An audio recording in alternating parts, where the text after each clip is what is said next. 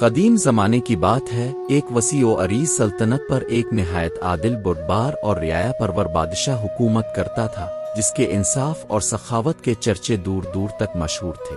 اس کی رعایا اسے اپنی دعاؤں میں یاد رکھتی تھی اور ہر کوئی مانتا تھا کہ وہ بادشاہ اللہ کی نعمت ہے۔ وہ راتوں کو روپوش ہو کر اپنی سلطنت کے گلی کوچوں میں نکلتا تاکہ اپنی رعایا کی حالت جان سکے، کیونکہ وہ چاہتا تھا کہ لوگ خوشحال اور مطمئن رہیں۔ ایسے ہی ایک دن بادشاہ نے محل کے دروازے کے قریب دو بھکاریوں کو بیٹھے دیکھا، ایک کا نام سلیم تھا اور دوسرا قاسم۔ دونوں کئی سالوں سے دربار کے دروازے پر بیٹھتے، مگر ان دونوں کی سوچ اور عادات زمین آسمان کا فرق رکھتی تھیں۔ سلیم قناعت پسند، محنتی اور شکر گزار طبیعت کا مالک تھا۔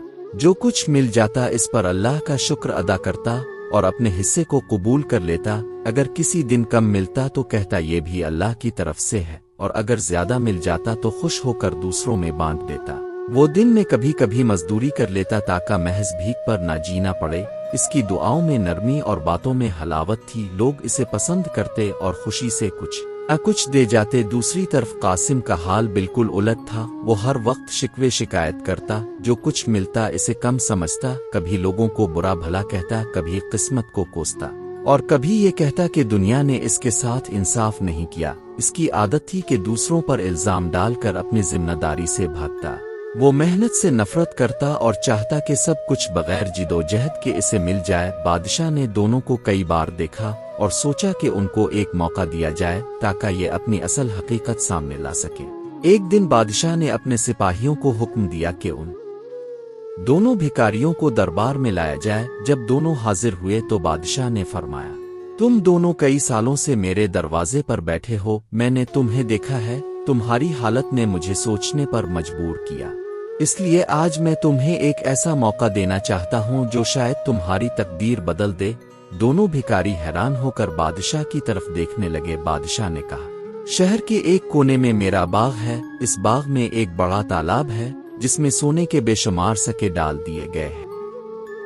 تم دونوں کو اجازت ہے کہ ایک دن کے اندر جتنا چاہو نکالو، لیکن یاد رکھو یہ موقع صرف ایک دن کے لیے ہے، جو جتنا محنت کرے گا وہی اتنا لے جا سکے گا۔ دونوں بھکاری خوشی سے پھولے نہ سمائے۔ سپاہیوں نے ان کو باغ تک پہنچا دیا۔ تالاب واقعی سکوں سے بھرا ہوا تھا، سورج کی روشنی پانی پر پڑتی تو سکے جگمگا اٹھتے اور دل کو للچاتی۔ سلیم نے اللہ کا شکر ادا کیا اور فوراً پانی میں اتر کر سکے نکالنے لگا۔ وہ بار بار جھکتا، تھکنے کے باوجود ہمت کرتا اور ایک ایک کر کے سکے اپنے تھیلے میں ڈالتا جاتا۔ پانی ٹھنڈا تھا، ہاتھ پیر کانپتے تھے، مگر اس نے محنت جاری رکھی۔ دوسری طرف قاسم نے تالاب کو دیکھا اور کہا، یہ تو بہت مشکل ہے، پانی بہت ٹھنڈا ہے، میں کیوں اپنی جان ہلکان کروں؟ شاید بادشاہ کل بھی موقع دے دے، شاید یہ سب دھوکا ہے۔ اگر میں اتنی محنت کر کے ڈوب گیا تو کیا ہوگا؟ وہ وہیں کنارے پر بیٹھا سوچتا اور سلیم کو محنت کرتے دیکھ کر حسد کرتا۔ کبھی کہتا یہ پاگل ہے، کبھی کہتا دیکھنا شام تک یہ سب سکے ڈوب جائیں گے اور اس کی محنت ضائع جائے گی۔ مگر وقت گزرتا رہا اور سلیم کا تھیلا بھرنے لگا۔ شام تک جب سورج ڈوبنے لگا اور وقت ختم ہوا تو دونوں واپس دربار میں لائے گئے۔ سلیم کا تھیلا سونے کے سکوں سے بھرا ہوا تھا، جبکہ قاسم کا تھیلا بالکل خالی تھا۔ بادشاہ نے دونوں کو دیکھ کر فرمایا، یہ دنیا بھی ایک تالاب کی طرح ہے، جو ہمت اور شکر کے ساتھ محنت کرے گا وہی اپنے حصے کا رزق اور کامیابی پائے گا، لیکن جو سستی ناشکری اور شکوے میں وقت ضائع کرے گا اس کے ہاتھ ہمیشہ خالی رہیں گے۔ پھر بادشاہ نے سلیم کو مزید انعام دیا اور ایک دکان اور کاروبار کے لیے جگہ عطا کی تاکہ وہ بھیک مانگنے سے آزاد ہو کر عزت کی روزی کما سکے۔ سلیم نے اپنی زندگی بدلی، ایک معزز تاجر بنا، شادی کی، گھر بسایا، یتیموں اور غریبوں کی مدد کرنے لگا۔ اس کے پاس دولت آئی مگر وہ شکر گزار ہی رہا، جبکہ قاسم اپنی پرانی عادتوں پر قائم رہا۔